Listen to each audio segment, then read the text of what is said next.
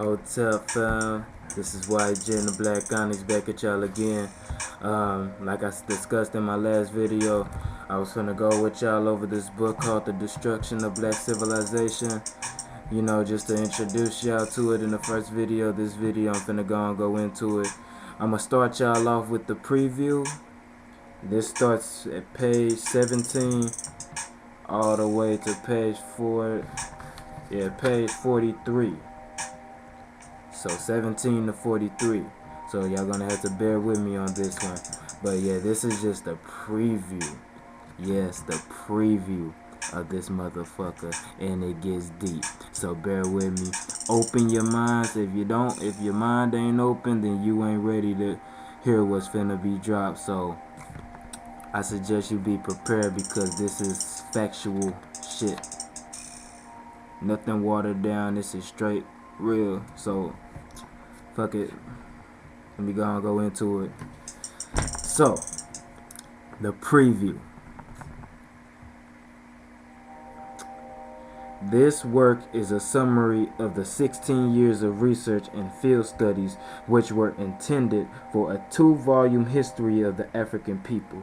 The writing plan for the 2 volumes would have required at least another 5 years, even if the serious impairment of my vision had not occurred.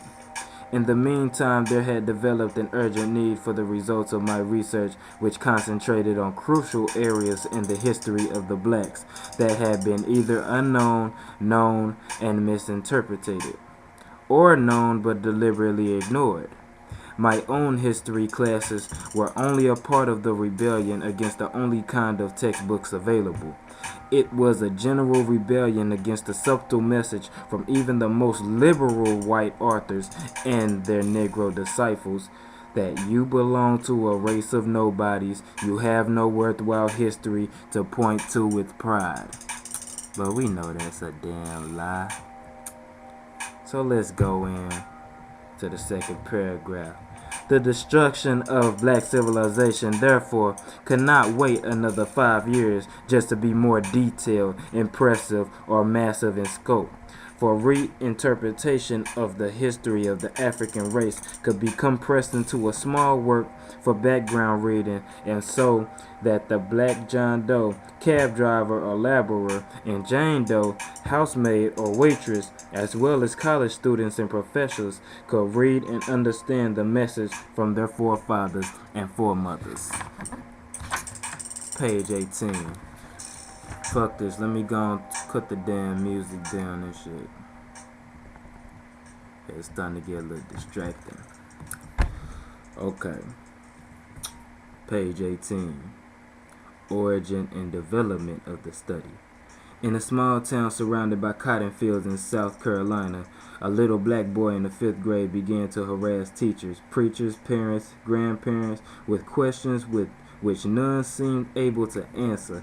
How is it that white folks have everything and we have nothing? Slavery, how and why we become their slaves in the first place. White children go to fine brick, stone, and marble schools 9 months a year, while we go to a ramshackle old barn-like building only 5.5 months. Then to the cotton fields. Why? In the 6th grade, one of our teachers, Miss Alice Crossland, helped me to become a sales agent for the crisis in the Norfolk Journal and Guide. This was like turning on the floodlights of heaven, for the books on our race, listed on the black pages of the crisis, started me off on their never-ending search, raising more questions as I progressed through school, questions whose answers were even more perplexing. For having read everything about the African race that I could get my hands on, I knew even before leaving high school that 1. The land of the blacks was not only the cradle of civilization itself, but the blacks were once the leading people on earth. 2. That Egypt once was not only all black, but the very name Egypt was derived from the blacks. 3. And that the blacks were the pioneers in the sciences, medicine, architecture, writing, and were the first builders in stone, etc. The big unanswered question then was, what had happened?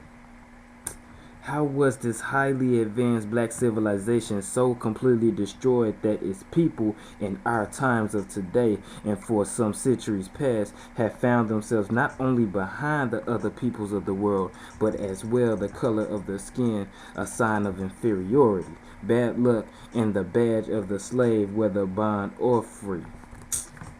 Hold up. Had to realign my throat for a second. My Adam's apple and shit.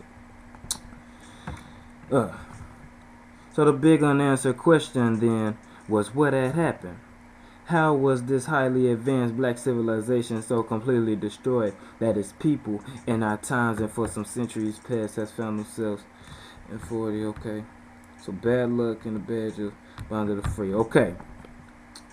And since I had learned that whites were once enslaved as generally as any other race, how did it come about that slavery was finally concentrated in Africa on blacks only? In short, no books or other studies in high school and college answered or gave clues to answers to the problems that puzzled me the most. For no matter what the factual data were, all the books written about blacks by their conquerors reflected the conquerors' viewpoints. Nothing else should have been expected, and considering how thoroughgoing was the capture of the minds of the blacks, it is really not surprising that so many Negro scholars still faithfully follow in the footsteps of their white masters. Ain't that a bitch? Hold up. Let me pause for a second. While I'm clearing out my throat, I'll let y'all take the time to digest that shit.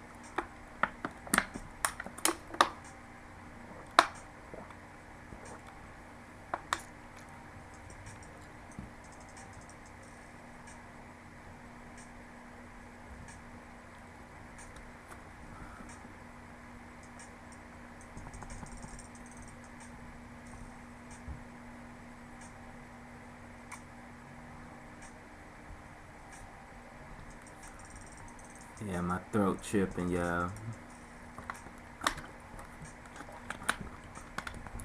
Hope it don't freak y'all out how easy it is for me to move it. My Adam's apple, I could just rearrange that motherfucker.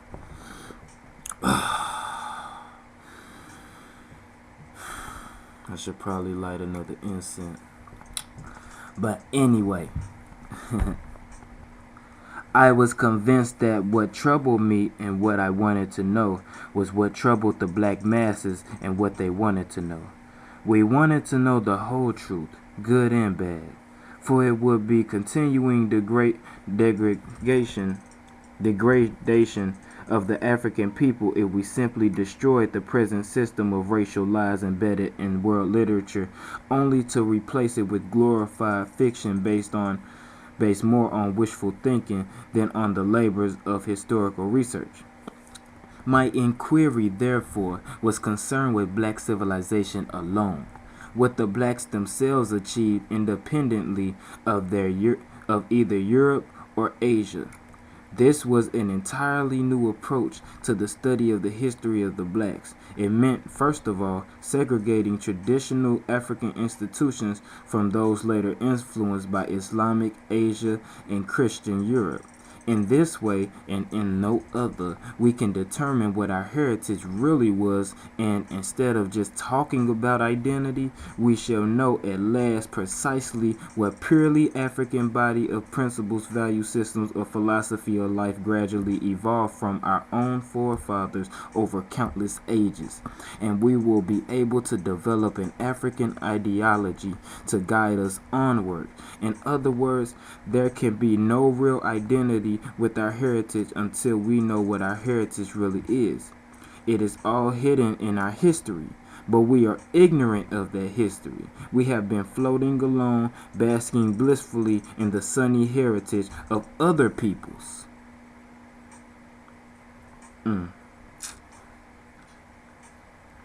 My research was a quest for some specific answers to very specific questions. Some of these were: 1. How did all black Egypt become all white Egypt?